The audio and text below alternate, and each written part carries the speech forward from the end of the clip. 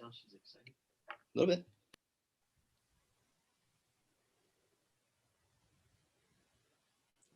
And so we're live on YouTube, Fischler College of Education, School of Criminal Justice. I'm Dr. Grace Telesco, and I'm joined by one of my favorite people of all times, Ed Dentzel from Unfound.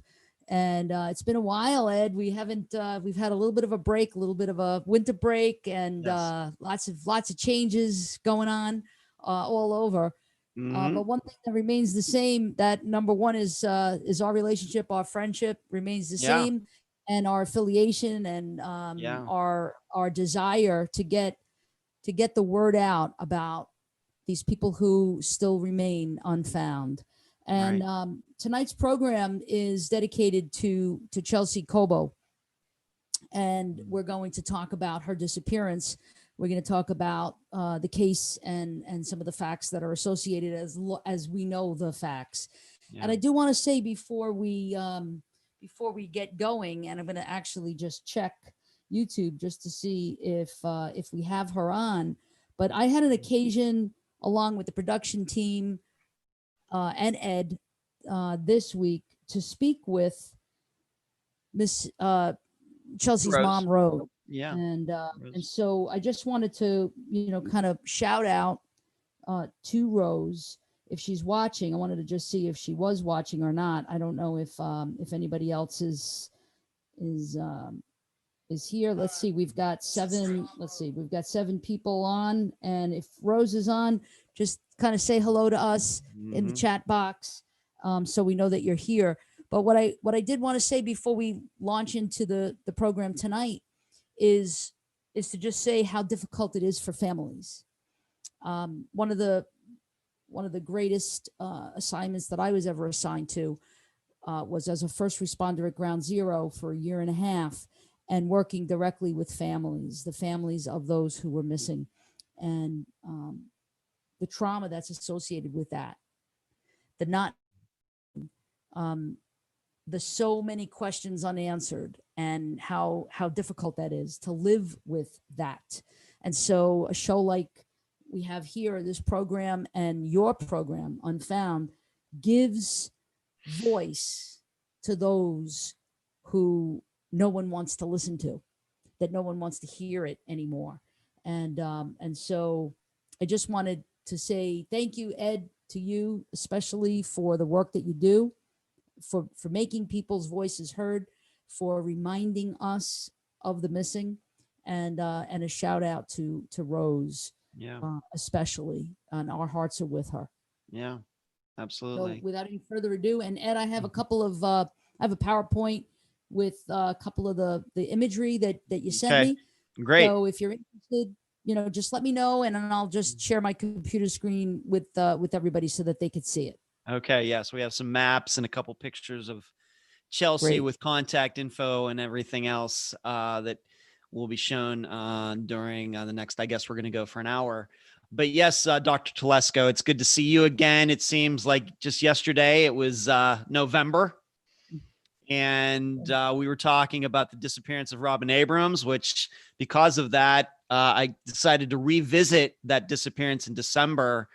And it was a very popular episode, and got one of the investigating officers, got him interviewed. So that all came out of our last discussion. So I'm hoping in 2021 that some movement can be made on Robin's disappearance. And so here early in 2021, I'm hoping that our engagement tonight, talking about Chelsea's disappearance, that can happen, as well, moving in a positive direction.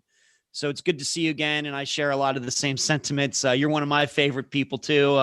One of my favorite people that I've met in starting Unfound about 4.5 years ago. And we're still looking to maybe meet in person one of these days, though, when viruses go away or something like that. Possibly. Yeah. Well, or when we're both vaccinated, maybe that'll That's right. That's too. Yeah, that's right. Yeah. I don't know when that's going to happen for us. Yeah, but it'll happen sometime. I will get it when I'm on the list. Yeah. So absolutely. Yeah.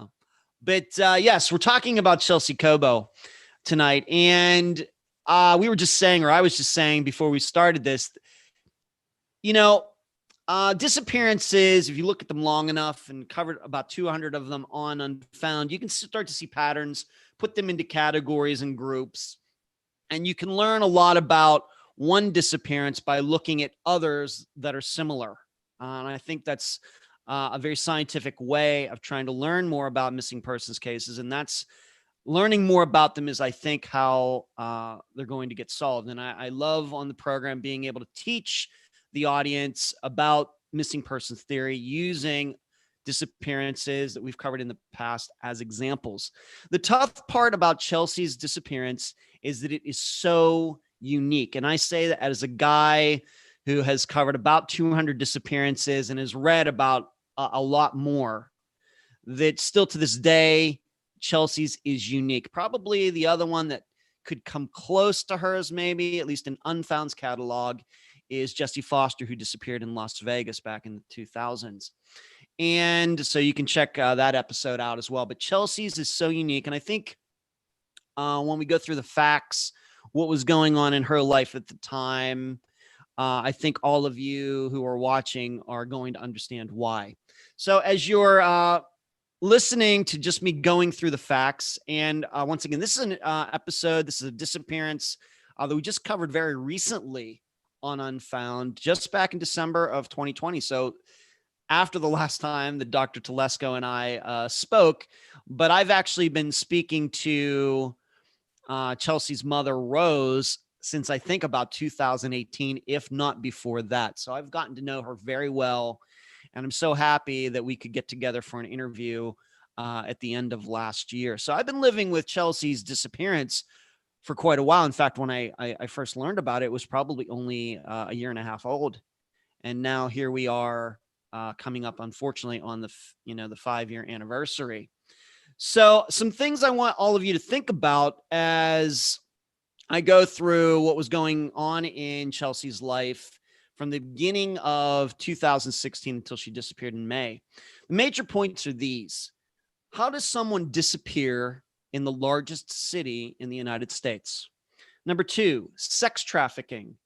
Could it be the cause of this disappearance? And number 3, what can we learn about people who are predators in talking about Chelsea's disappearance? Because that's something I think everybody, when we're done talking about this tonight, that's one of the points they're going to come away from, is that unfortunately Chelsea ran into the wrong people at the wrong time, and I think they took advantage of her. So going right into this, Chelsea Cobo is 22 years old from Brooklyn, New York. At the time of her disappearance, she was a mother of a very, very young son. Unfortunately, while she was pregnant, Chelsea had discovered that the father of her son, she caught him cheating on her. And because of that, she ended up moving back in with her mother, Rose. Now, you should understand something, just to make this clear. Rose is technically, at least biologically, Chelsea's aunt, but she got custody of Chelsea very early in her life because Chelsea's biological mother had some issues. But her biological mother lived in the same house. They all ended up living in the same house. Rose, Chelsea, Chelsea's biological mother, and other family members. And the big event that kind of started this, I'm not going to say, of course, it started the disappearance, but kind of put everything on the path, was that in early 2016, Chelsea's biological mother died. And of course, she was nowhere near the age of a woman. I think the average age of a woman dying in the United States is 78 years old. She was nowhere near that. And so it affected Chelsea very deeply. She did not react to it in a strong way. It hurt her very much. Having lost my mother, I know what that's like. And for her, though, she went into a deep depression, and her family was worried about her. And so Rose took it upon herself. And I think to this day, I think that this was the best course of action to take, is that Rose admitted Chelsea to a hospital in New York City to try to, fight through these things, get her the help that she obviously needed, whether it was just counseling, medication, seeing a psychiatrist, whatever it took. I think that Chelsea's family supported all that. But while she was in there, and this is something that in my interview with Rose that she brought up, I think it's a very, very good point, is that why would a young woman like Chelsea, who has depression, had no history of drug addiction or any addictions whatsoever, be put in the same room with another young woman around her age who was a drug addict? And not only was this young woman a drug addict, she had a record. But they're in the same room. Chelsea's in there coping with the loss of her mother. This other young woman, who is, you're going to hear about her, not a very good person, is in there for a drug addiction. Well, they share a room, they're roommates, and they get to be friends over the course of 2 weeks that Chelsea is in the hospital. What ends up happening while they are there, and I do not believe Rose knew this at the time. I think this is something that she found out well later, maybe even after Chelsea went missing, is that while this, and we're not going to use this other young woman's name. In fact, the name of the episode for Chelsea's disappearance on Unfound was, I forget which one I put first, but The Roommate, The Visitor, and The Mystery Man. That was the title of the episode. And now you're going to understand why, because Rose did not want to use the names of these people involved for some very good reasons. They are dangerous people. Rose and her family still live in that area of Brooklyn. So during this discussion, their names, I know the names. The names are actually out there on the internet if you want to find them. But for the purposes of our discussion tonight, I'm not going to name them. So I gave them nicknames.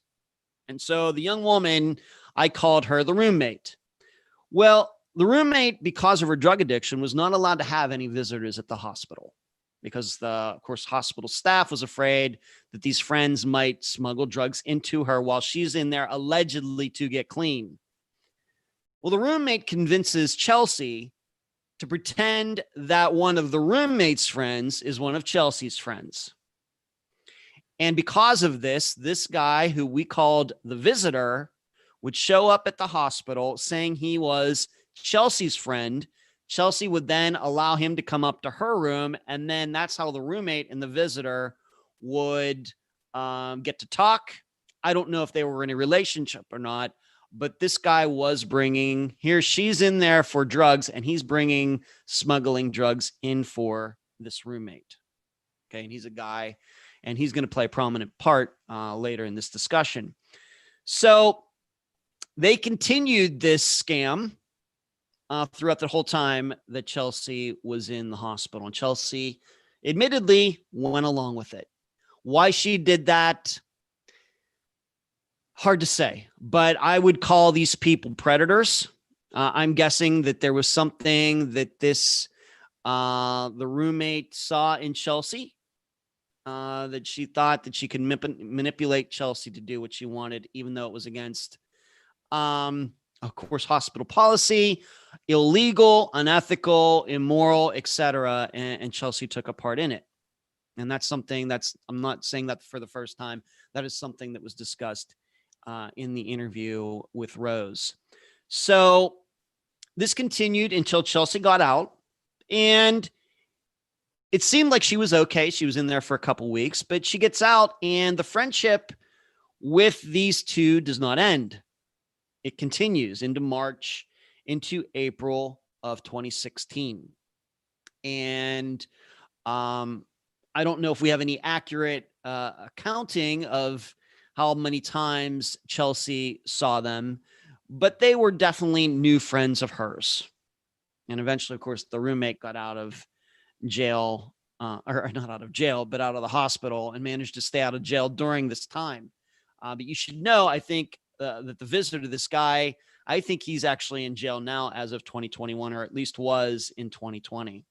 So these aren't the greatest people, but unfortunately, Chelsea continued to be friends with them, meeting them. Once again, we're not sure how many times or anything, but that is believed. So we then move up to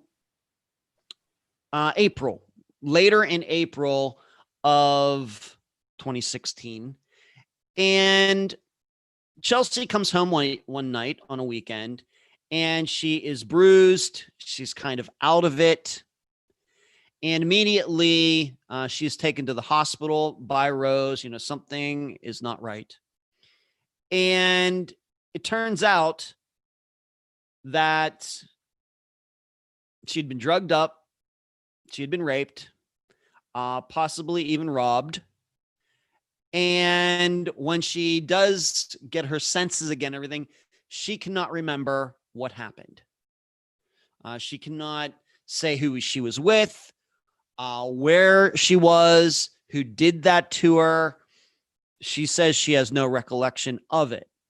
Now, I have to admit that there is a part of me, once again, as an analyst of missing persons cases, that I'm open to the idea that maybe Chelsea did know and just didn't want to say.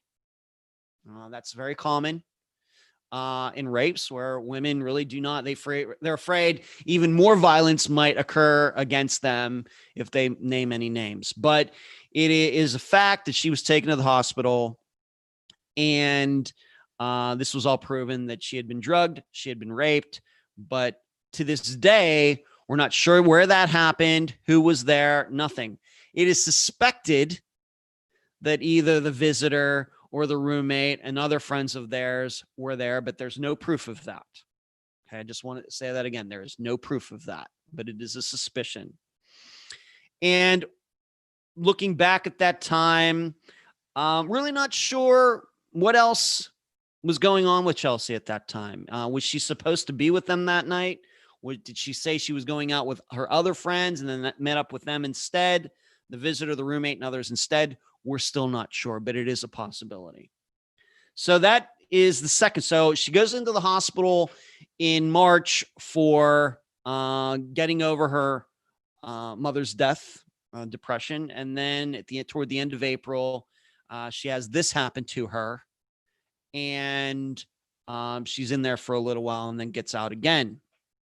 And in my interview with Rose, the way she looks back at it now, looking back at this second stint in the hospital, is she wonders, was Chelsea actually supposed to go missing that weekend and not when it happened about 9 days later? That is something that is still in Rose's mind to this day. Once again, there's no proof of that, but she thinks about it quite often. And did something happen that allowed Chelsea to escape, quote unquote, escape that situation? So then we move up, and if you'd like to hear once again the entire interview that I did with Rose, Chelsea's mother, it's a long interview, long episode. You should know that Rose is very well spoken. She understands all of these details very well, and she's done a lot, and it's something we're going to talk about after we go through all these facts. But there's a lot of very, very minute details in all of this. I'm just trying to stick to the major points, so anybody who's learning about this disappearance for the first time can catch the major points. And then I hope you will go to the interview, whether it's on Podomatic, iTunes, Spotify, or YouTube, to hear the entire episode and interview that I did with Rose. Yeah, so we move up. I just wanted to interrupt a second, just to say that I put that link.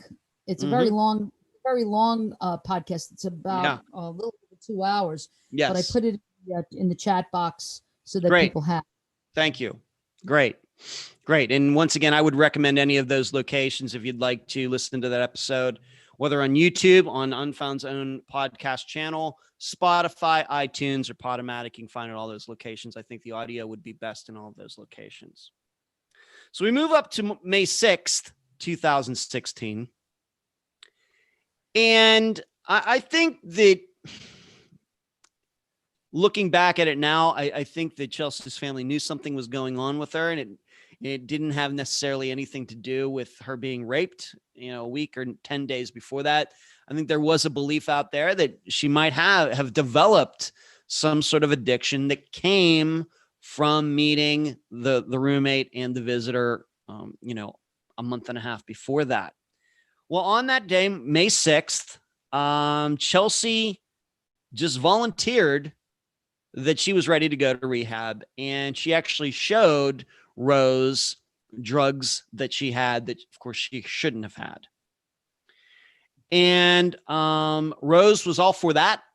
She said, sure, here to help. Anybody who knows Rose would not be surprised by that. She's very gung-ho. She says, yeah, let's do this. And so what happened was, being that they live in Brooklyn, they Rose drove Chelsea to Lutheran Medical. But unfortunately, I didn't write it down, but there was something that happened where, when it comes to rehabilitation and drug addiction, had been moved out of that hospital. There was some technical issue there that the hospital said, well, if that's what Chelsea wants, then she's going to have to go to St. John's, which is north of there, in Yonkers.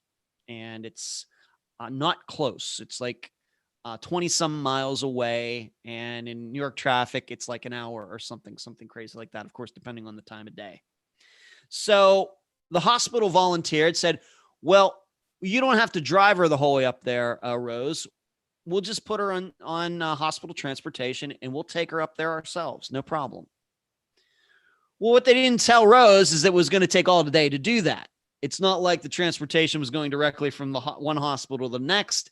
So Chelsea's in this, I don't know, if some type of van or something, and this van's going all over the place. And one of the destinations was going to be Yonkers. It's no different like them being like on a school bus. And all the time, Chelsea is talking. I think she even talked to Rose herself while she is on this trip, going once again to the Yonkers hospital. Takes all day.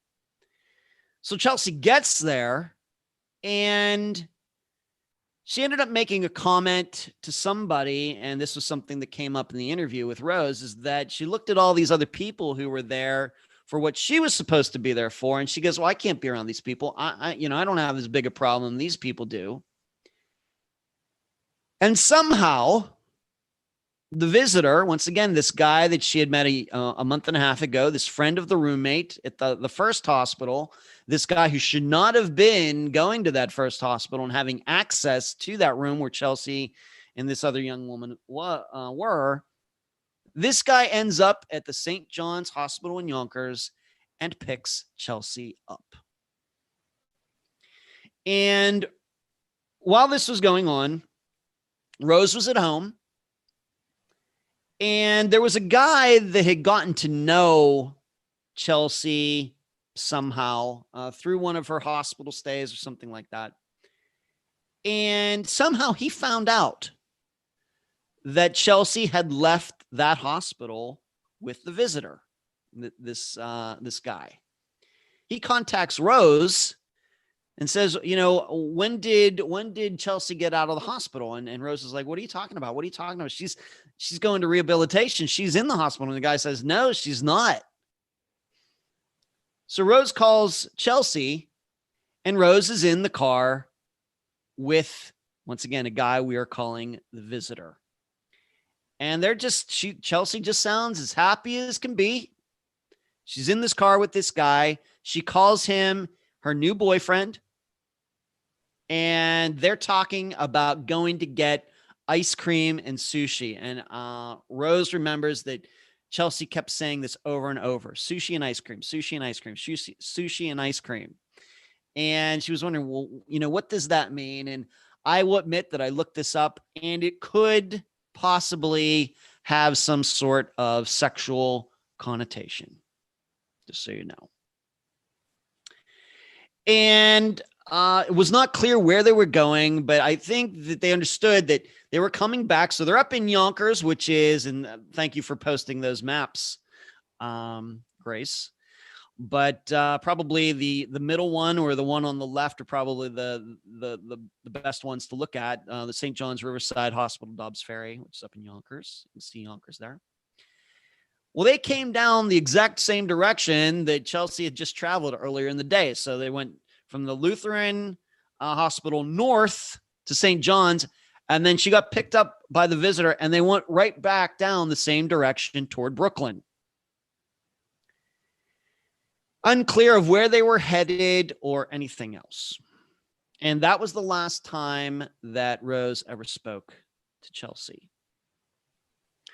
Now, what happened after that, and this moves us into the very early hours of May 7th of 2016. So it took all day to get to the hospital, and then it's nighttime, and it's even past midnight, and there Chelsea is with this guy, the visitor, who is obviously a drug dealer, I think is an addict himself, a bad guy, even though earlier in the day, she said she was going to rehab. So this is allegedly what happened. I'm not sure that there is necessarily proof of this. Of course, Rose has done a lot in talking to people, but I think that there is still a lot of wiggle room in these stories. What happens is that the visitor and Chelsea came back down to the Brooklyn area within blocks of where Chelsea lived with Rose and her other family members. And Chelsea wanted out of the car. She wanted to go somewhere, and allegedly the visitor didn't want to take her there. Allegedly. So what ended up happening, she ended up calling some sort of car service. I don't think it was Uber or Lyft or a taxi. It might have been just some sort of, I don't know, local service they have in Brooklyn, something like that. And the visitor let her off on 63rd Street in Brooklyn and left her there on the side of the street. And what allegedly happened was this car came by, picked her up, and drove her to Sunset Park. Once again, looking at the maps, I think I made a map for that. Very close, just a couple miles from where she was to Sunset Park. And this driver who drove her there was eventually tracked down. And what he said was that he drove her over there. When he got there, there were a couple guys, at least two men waiting. And one of them paid this guy the fare. So Chelsea did not pay for that ride. One of the guys waiting there paid for that ride. And it's somewhat up in the air after that. And even these facts are, I think, at least possibly in dispute. I wouldn't say I'm 100% on them. Pretty sure, but I would never say this 100% because a lot of these people, you don't know what kind of stories they tell. But allegedly after that, Chelsea was seen at a restaurant near there, and that was the last time that she was ever seen. Now, what happened was that after the visitor dropped Chelsea off on 63rd Street, he called Rose. She didn't answer. He left a message. And he said that, I dropped Chelsea off, and whatever happens after this, I'm not responsible for it. And then Rose did end up talking to the visitor, and he just reiterated the story that I just told all of you, that he dropped her off there. And then it was through the process of him knowing what car service she called that they were able to track down that driver who said what he said. Yeah, I drove her over there, and these guys picked her up. So in all of this, there's another name. There was one name that we talked about, and he was called the Mystery Man, but we did say his first name, but we're not even sure he exists. There's the name of a guy that they brought up called Antonio. No idea what he looks like. No idea what his last name is. No idea where he lives. He's kind of a ghost. And that's why, me personally, I'm not sure that he exists. He might be like the scapegoat guy. We're going to make up somebody to blame all of this on. Allegedly, he was there at Sunset Park in this restaurant. And I think this was a name, actually, that the roommate, once again, going back to that young woman, that she mentioned in talking about who Chelsea went off with. All right. And almost 5 years later, this is as far as we've gotten. You should know, though, that Rose, very early on, has worked tirelessly to talk to these people. She's actually gone and spoken to the visitor, this guy who was driving Chelsea around that night. She's talked to him in person. Sat right across a table from him and asking, and he still claims to this day he has no idea what happened to Chelsea. Rose had also got to, I think, to talk to or had a run-in with the roommate once, maybe even by accident, but she's gotten to spoke to the roommate's mother. She's spoken. There's another guy that a name we can't name, but she's gone and spoken to him, gone right up to his house and spoken to him, which is not something that I usually recommend guests to do, especially these people are dangerous, but she did that. And this is what she's been working on this whole time. And you should know that if you believe, once again, going back to the points that I brought up before, I started talking about this. Number one, how does someone disappear in the largest city in the United States? Disappear right smack dab in the middle of Brooklyn. Number two, sex trafficking. Could it be a cause of this disappearance? I think we have to be open to that. Young woman, attractive, obviously being preyed upon by others, plying her with drugs. She was raped and she can't remember what happened in a mysterious place. It's still, we have no idea where that happened. And then number three, what can we learn about people who are predators? Well, you're hearing about it. You're hearing about how there was something about Chelsea that the roommate at the first hospital knew that could get her to do something for her that she shouldn't have been doing. And that is where the disappearance stands right now.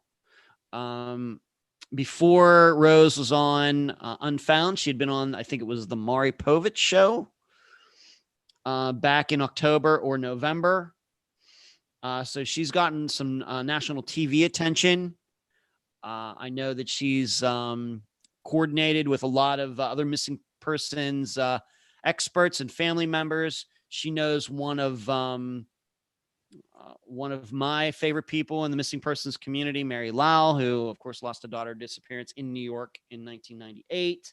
So Rose has done a lot. She has a lot of information. She's talked to a lot of people. She's talked to as many people regarding her daughter's disappearance as any guest that we've ever had on Unfound. And she's a wealth of information. She has tons of notes, recordings, etc. It's a wealth of information, but here we are doing this episode on January 25th, 2021, and still there's a lot of questions that haven't been answered. Yeah. So that is in general. Once again, I would urge you, there's a lot of fine details and all of that. Once again, because Rose has done such great work that we could be for hours talking about all of it. We just have an hour here, but those are the major points of the disappearance of Chelsea Cobo. Thank you, Ed. It's interesting. In the beginning of the program, you mentioned your suspicions around human trafficking and sex trafficking. Mm-hmm. What made you think go down that road and think in that direction? Well, I can tell you, even though I do a missing persons program, I think I would like to call myself a missing persons expert. I think that sex trafficking is responsible for a lot less disappearances than people think. I realize there are sex trafficking advocates out there who surely know more about the entire environment than I do. But I can tell you that of the disappearances that we've covered on Unfound, and I think it's a random selection, both men and women, old and young, United States, Canada, one disappearance of an American in Africa, that hardly any of them have anything to do with sex trafficking as far as I can tell. But Jessie Foster certainly does. In fact, she was sex trafficked from Canada to Las Vegas. That is accepted fact. And it was known very early on. Her disappearance is like 15 years old now, or even older. Chelsea's, I think you have to be open to it. I think you should be open to it, once again, because of her age, because of what we know happened before she went missing, what went on in the first hospital, how she was raped, the kinds of people that she was around. even going to the point that, you and I talked about this before we started the show tonight, that there is a suspicion I have, once again, as an expert, and this is nothing against Chelsea at all. Okay. I hope she's found tonight, tomorrow at the latest. But there's a part of me that believes she was not serious about going to rehab. I don't know how you can be serious about going to rehab and then hours later you're riding around with the guy who got you drugs in the first place, who started this whole thing, a month and a half before that. I don't know how that can be rationalized other than to say, and she obviously did not want to go home. She was within blocks. He could have let her out right there. She could have walked home. She didn't. So, she was doing things that I think that she didn't want people to know about. This is also falls in line with Jessie Foster's disappearance, where she was sex trafficked. In fact, she went back to Canada all by herself for, I think it was Christmas. A few months before she disappeared, she was there by herself and never told anybody that she was a prostitute in Las Vegas. She was being forced to do it. Her jaw had been broken. She had been charged with prostitution. She was there by herself in a totally different country and never told her family a thing. And so I know that those are facts. And so I think about that when I think about Chelsea's disappearance. And I think I see a lot of the same things, maybe not as drastic, maybe not as clear cut, but certainly along that same vein. And so that's why I'm open to it. I don't know. I think we're still a lot of different possibilities with Chelsea's disappearance. But if you ask me about sex trafficking, those are the things that make me think about it. But that doesn't mean it actually happened. Got it. Sure. I know that we've been in touch with Rose, especially today, and we've been talking via text, etc., email. And I know that my production assistant right now is fielding some text messages from Rose right now. Great. And I'm encouraging Rose to put something in the chat box so that this way everybody who's viewing, there's something like close to 30 people that are online right now watching us, that it would be really beneficial for Rose to fill in if there's any blanks or. Yes. Like I said, there's a lot of blanks once again, because of the time constraint, but yes, because we talked a lot about Chelsea's life before 2016. And we of course talked a lot about the very specific things that Rose has done since May of 2016. So there are a lot of blanks to be filled in that we just don't have the time in this. I think that one of the things, and Josh is telling me that she's trying to set up an account right now in YouTube. So that's, you have to have an account in order to chat. So, so Josh is helping her with that right now. So we'll see what happens and what she's able to fill in for us or add to the discussion. But one of the things that I'd like to talk about is the disease of addiction, because that's what I hear when I hear this case and I hear the facts of the case.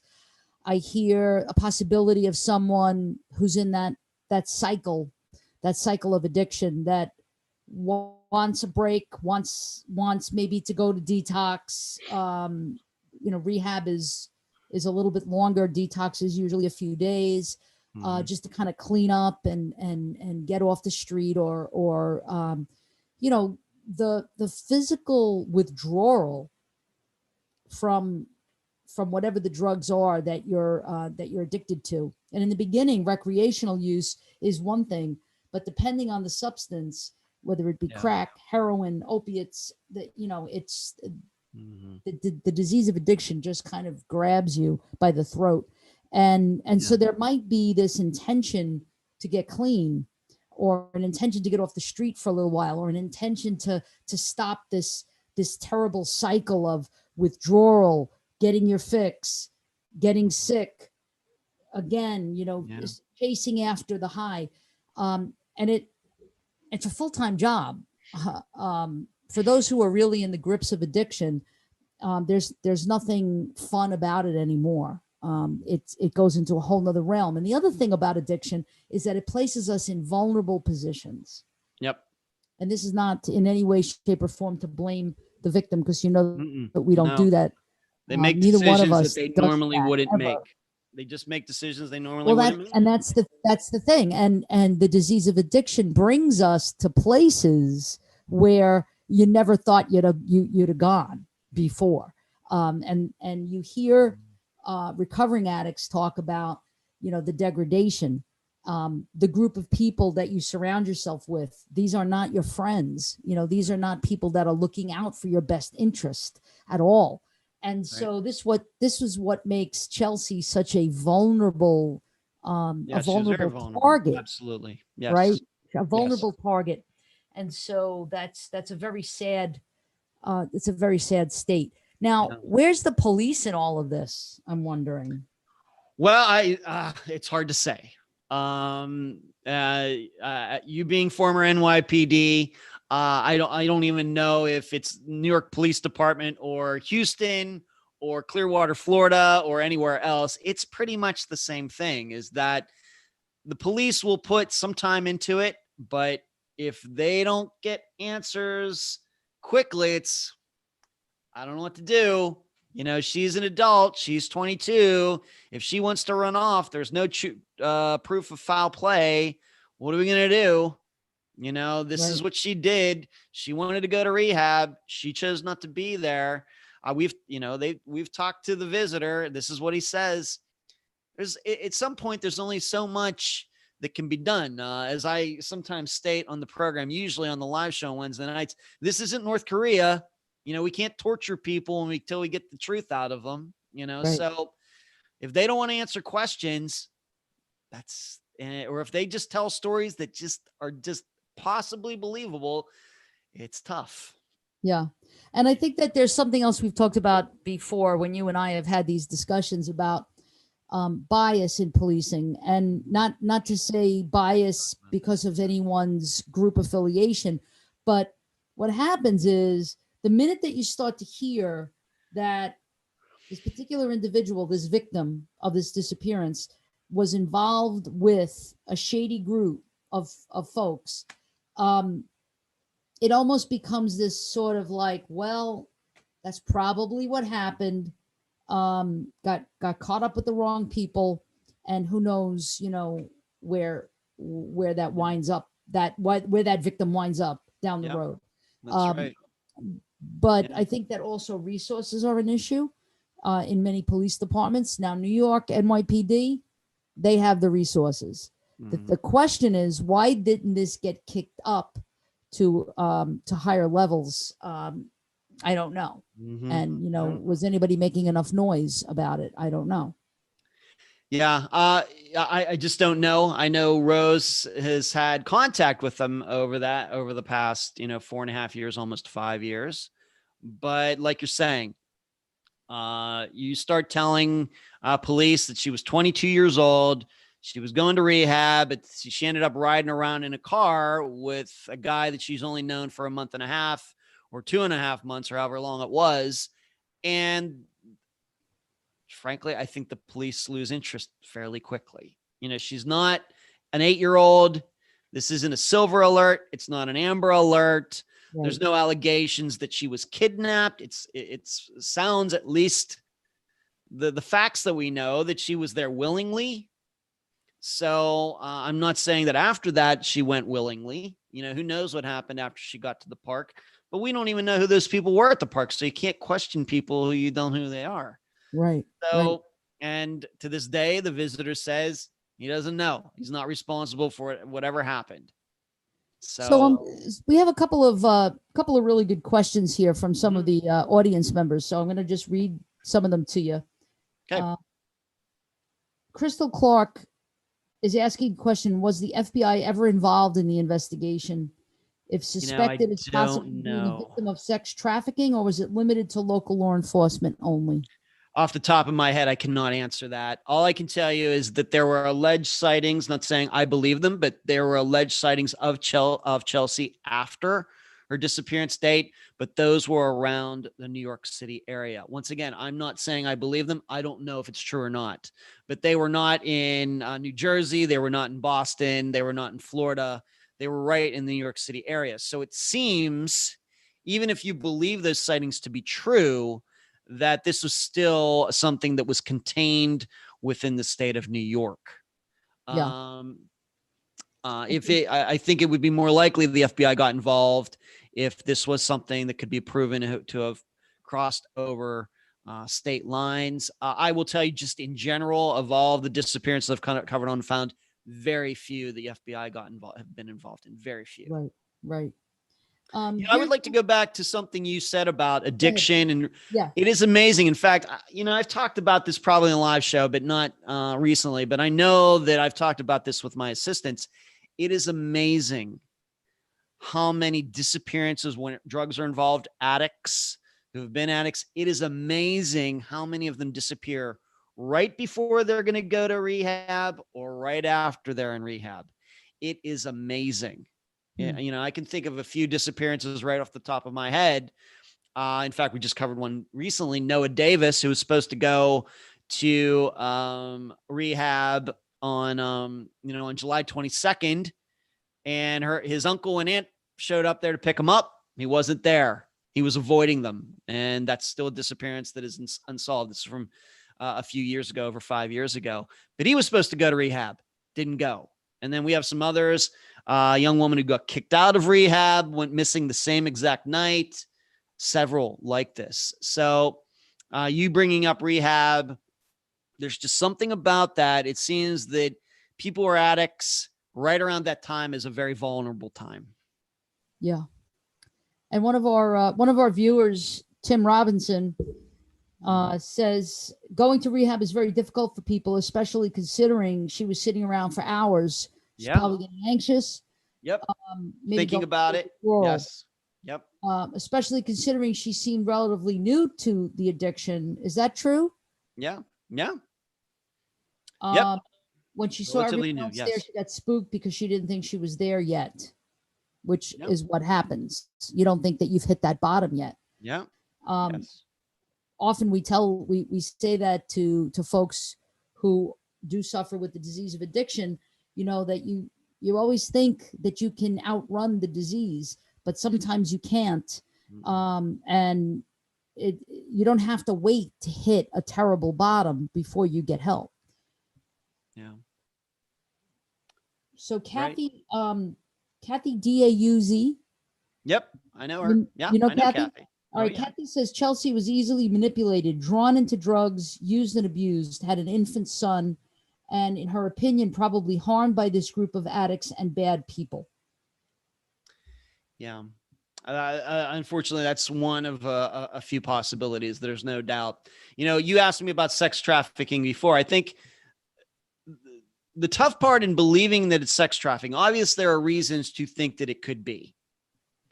But on the other hand, Rose is of any parent who has ever tried to figure out what happened to their son or daughter. I mean, she's talked to, as I keep saying it, talked to a lot of people. She's done a lot of great work.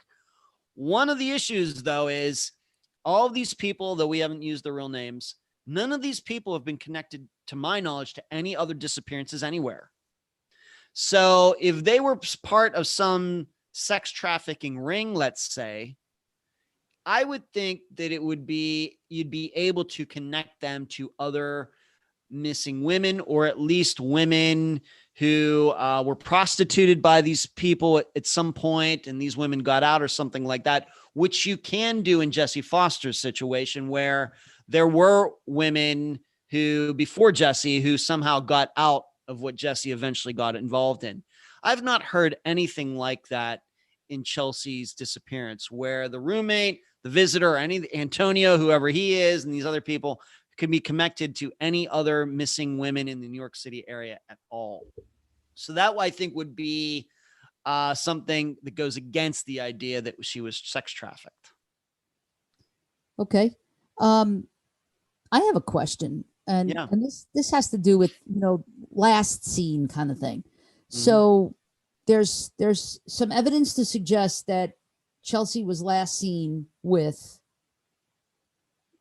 your nickname. Yeah, in the car with the visitor who he dropped her off on 63rd Street. So we're not sure he was the last person to see her. In fact, to believe him, he was not the last person to see her. But like I said, I believe there's still some wiggle room in there, whether he's telling the truth or not. But it's accepted that he dropped her off.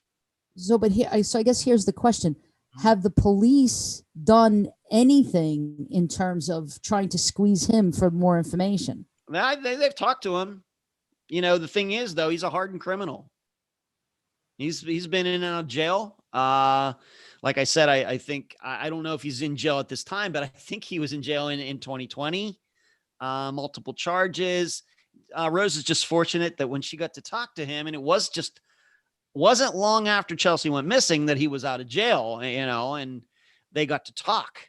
But over the last 4+ years, he's been in and out of jail. So I don't know how easily he could be manipulated or intimidated by being questioned about this. This is the story that he's consistently told since day one, that he dropped her off. He had no idea what her plans were. She called somebody. She gets out, called a car service, and she was gone. And right after that, he called Rose. I mean, there's proof of this, and left a message. I just left Chelsea out. I'm not responsible for what happens after this. Yeah. So I'm gonna bring our two undergrad seniors on, Josh Enfinger and David Troxel. They're both criminal justice seniors here, about to graduate in May. So Josh and David, can I bring you on? Mm-hmm. Awesome. We're here. Honey. Okay, great. David, what's your take on this, David? Listening to the facts, hearing the case unfold for you, what's your thinking on this?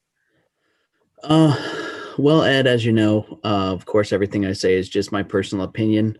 It sounds like a complicated case to me, where there was several, let's say, unsavory characters involved. And this disappearance does not come as a shock. However, it would be in my opinion, that these unnamed individuals, it seems, definitely had a hand in her disappearance. Of course, that's just my opinion. Mm-hmm. Right. And we can't forget about, we've concentrated so much on the disappearance. Of course, that's what we do, but we can't forget about how she was raped just 10 days before that. And you'd have to think that is somehow connected to her disappearance. And I think that's why Rose has said this whole time that she believes that there was an attempt to take Chelsea away or do something to her 10 days before that was unsuccessful. Now, in that attempt with the 10 days prior where she had an incident, was this after she had gotten out of the facility where she had met these individuals? Yes, it was. This was after. This was about, let's just say, a month later, roughly. Makes sense.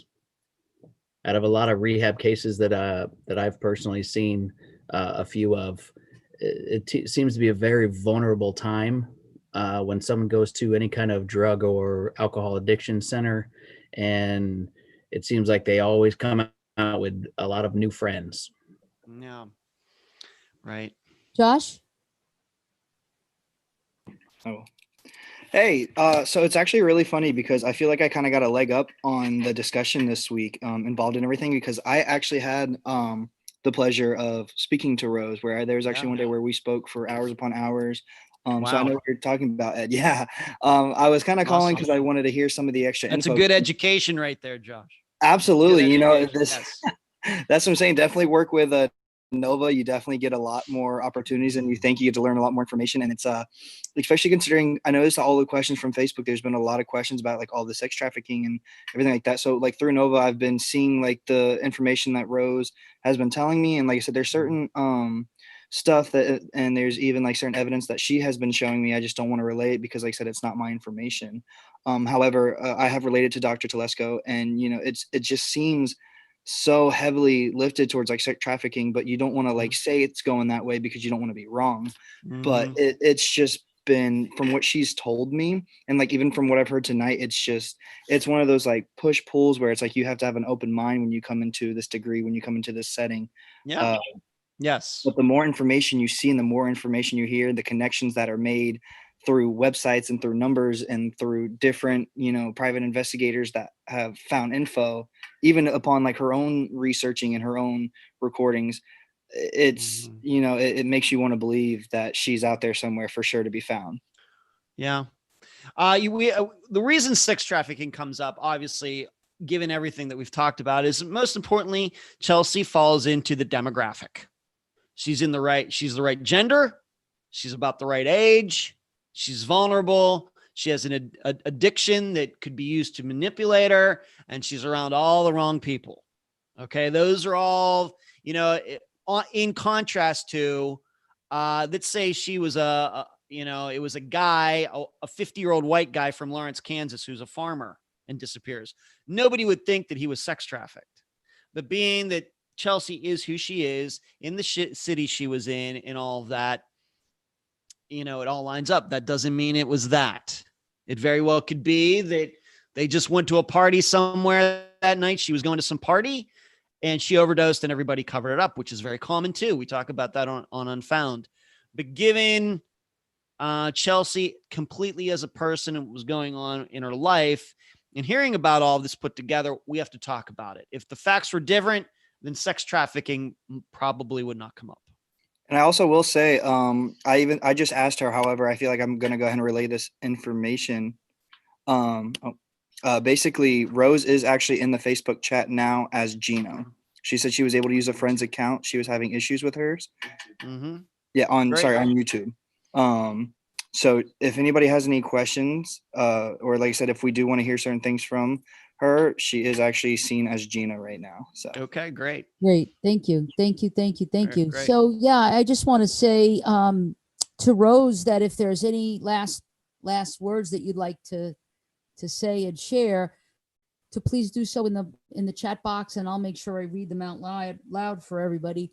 I know that there was a couple of facts that you wanted polished and tweaked a little bit, and just wanted to give you that opportunity now to do that. So I don't know if she's gonna add anything. Okay. She's getting a lot of support. Yeah, of course. Great. I do want to kind of end the way I started, which was by saying how difficult this is for families. That this is the beauty of the work. It's the painful part of the work, but it's the beauty of the work is that we give voice to those who feel no one's listening to them, especially as time goes by. And this is in the rearview mirror now, the year 2016, and we're in the year 2021. And you wonder, is anybody really care? Is anyone still working on this case? Is anybody still caring about this case? Right. And so Ed definitely shows how much he cares by the fact that he continues to highlight these cases for people. And so just want to kind of put up again, this is Chelsea. Yeah. Yeah, there's the contact info, her picture, phone number, description, the missing persons poster, etc. So, all right, Rose is saying she would like to clear up some facts. I'm hoping that she gets to enter that into the chat box quickly. We'll keep the chat going after. Yeah. So I could chat going after we're done here. Sure. Yeah, absolutely.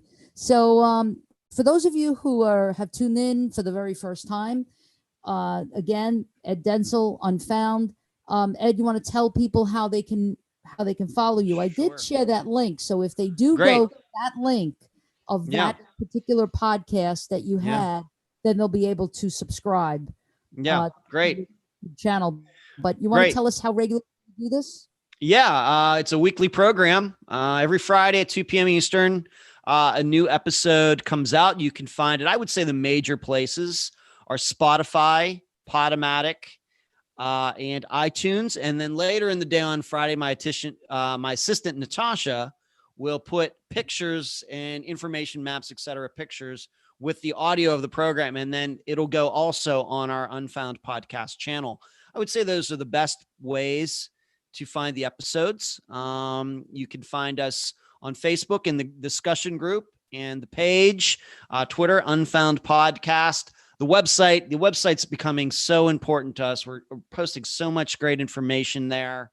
The unfoundpodcast.com, probably one of the most comprehensive missing persons websites out there. And I think our YouTube channel is fantastic with all the content that we post there. I wouldn't say on a daily basis, but almost. And so the episodes, once again, you can find them Spotify, YouTube, iTunes, and Podomatic. This Friday, we're going to actually the state of Delaware for the first time in Unfound's existence, covering the disappearance of Benjamin Archer, a relatively new disappearance, just like Chelsea's within the last 4 or 5 years. Awesome. I'm posting again in the I posted again in the chat the link to your Unfound YouTube channel. And great. Here's what Rose is saying. Please, if someone would like to send a letter with information, please write to me, Rose Cobo, and it's P.O. Box 40-487, and there's probably some information that's missing on that. So, okay. Rose, if you can, Brooklyn, New York, there it is. Okay, so that's in the chat. We want to encourage people to reach out to Rose. And she has a Facebook. Of course, Chelsea has a Facebook page. That'd probably be another great way to contact Rose too, because I know there's a Facebook great. page. What's Chelsea's Facebook page? Off the top of my head, I don't know the exact title, but I'm sure if you do a search for Chelsea Cobo, you will find it. Okay, Chelsea Cobo, and that's COBO. And so let me just kind of wrap up and also say that for those of you, we had a great group of people here today viewing our show. If you could do me a favor, you could please subscribe to our NSU, please, yes, Official College of Education School of Criminal Justice YouTube channel. Make sure that you hit the bell so that you get notifications when we go live. We really would appreciate that. There's a lot of my students that are on from the undergrad, my undergrad class. I teach a victimology class, and I see that there's a few members from the class that are here. I also teach survey issues in criminal justice, master's level, and a PhD class, data analysis. And I see that there's a couple of my PhD students here as well. So what I want my students to do is to make sure that they email me as soon as we get off the show. Please email me and let me know the course that you're with and that you were on tonight. So this way we can make sure that you get those participation points. And all of Unfound's fans that were on, thank you so much for being here. Thank you for always making this so amazing. Actually, Rose is saying it's Help Find Chelsea is the Facebook. There we go. Help Find Chelsea on Facebook. So, great, spectacular, awesome. Any last words, Ed? No, it's great talking to you again. I hope we can do this again next month. And I guess we're on Mondays now, which works fine for me. So Mondays are great. Okay, and if you'd like to see me again, anybody who's watching right now, you can see me again on Wednesday night on the Unfound Podcast Channel. I do a live show at 9 p.m. Eastern. It usually goes a couple hours. We cover all sorts of topic, both within true crime and outside of true crime. If you'd like to tune into that, 9 p.m. Eastern on the Unfound Podcast Channel on Wednesday. Awesome. This is great. Thank you, everybody. Please be safe. If you are suffering with any kind of mental health issues, any kind of feelings of depression, any kinds of feelings of isolation because of possible addiction issues, please make sure you reach out, get some help. Your local 411 would probably be able to put you right in the right hands. You can Google any kind of rehab, addiction, mental health. Just hit that right into your Google search engine, and a whole host of resources that are near you will come up. Most important thing is to get help. Get help before it's too late. You see the warning signs, you know you're in trouble, and you shouldn't wait until you hit a terrible bottom before you get help.